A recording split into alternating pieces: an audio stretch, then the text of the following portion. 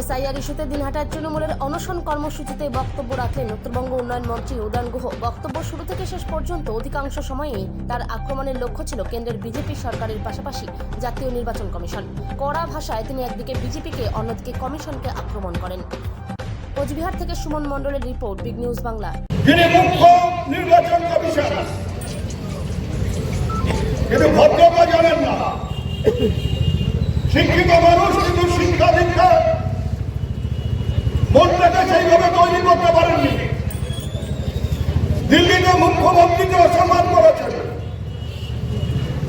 প্রোটোকলের দিক থেকে, ক্ষমতার দিক থেকে একজন মুখ্যমন্ত্রী পদাধিকার বলে একজন নির্বাচন কমিশনের থেকে অনেক উপরে। তাকে যে সম্মান জানানো উচিত। এই মুখ্য নির্বাচন কমিশন মুখ্যমন্ত্রীকে সেই সম্মান জানাননি।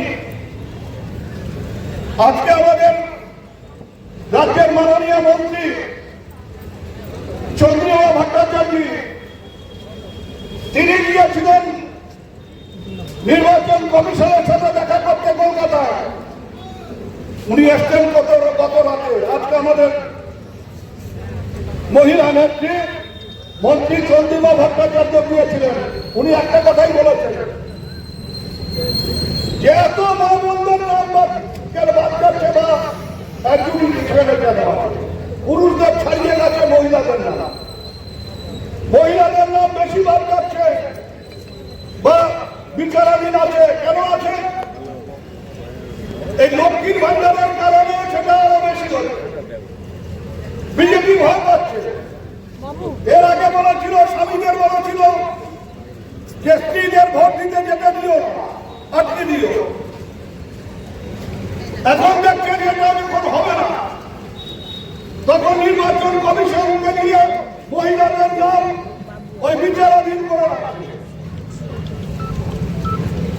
আজকে চন্দ্রিমা ভট্টাচার্য যখন বলেছে, তখন নির্বাচন কমিশন তার সাথে দুর্ব্যবহার। আপনারা শুনলে আশ্চর্য হবেন। আমরা গণতান্ত্রিক রাষ্ট্রের মানুষ,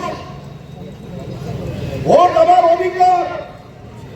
ভোটের দিন আমরা উৎসব পালন করি।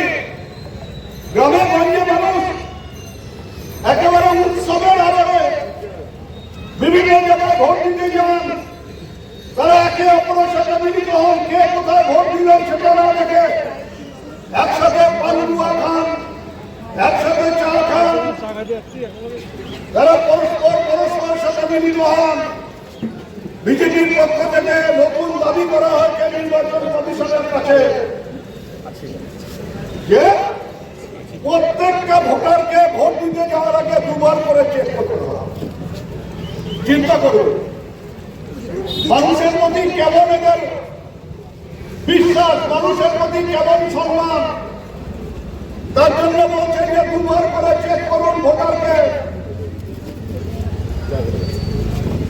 এমনকি এক দাবি করেছে যে ওরা জানে যে পশ্চিমবাংলায় যত বুথ আছে ৮০,০০০-এর উপর বুথ, এই বুথগুলোতে বিজেপির এজেন্ট দিতে পারবে না। সেটা জানে বলে নির্বাচন কমিশনের কাছে দাবি করেছে যে এবার আর এজেন্টের যেন ঘরের ভেতরে বসতে না দেওয়া হয়, এজেন্টের যেন ঘরের বাইরে বসার বন্ধ করতে হয়। এরপরে হয়তো বলবে যে এজেন্ট কোথা তুলে দিতে হবে, ওরা দিতে পারবে না, তার জন্য অন্যরাও যাতে দিতে না। এজেন্ট থাকবে না ভেতরে, অথচ বলছে যে সেন্ট্রাল বাহিনীকে ভেতরে রাখতে হবে, যেটা কোথাও নেই, নিয়ম নেই। আমার দাবি করেছে যে নির্বাচন পরিচালনা করবার জন্য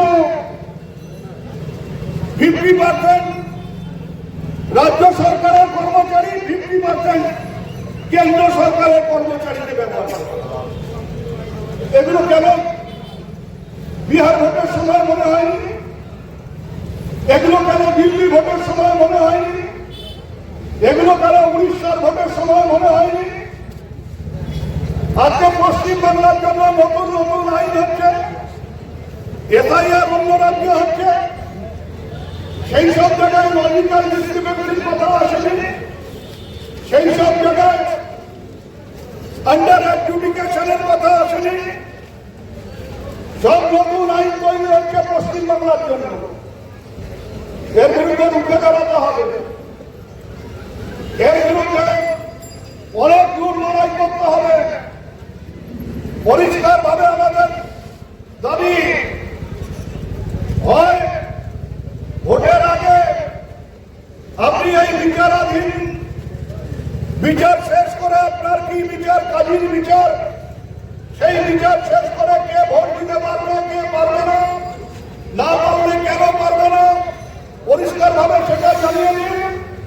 আর না হলে পরে এর কথা বলতে হবে, যতদিন বিচার শেষ না হবে ততদিন যেমন দোষীর শাস্তি হয় না, তেমনি যারা ওই 60 লক্ষ ভোটার বিচারাধীন আছে তাদের বিচার শেষ না হওয়া পর্যন্ত প্রত্যেককে ভোট দিতে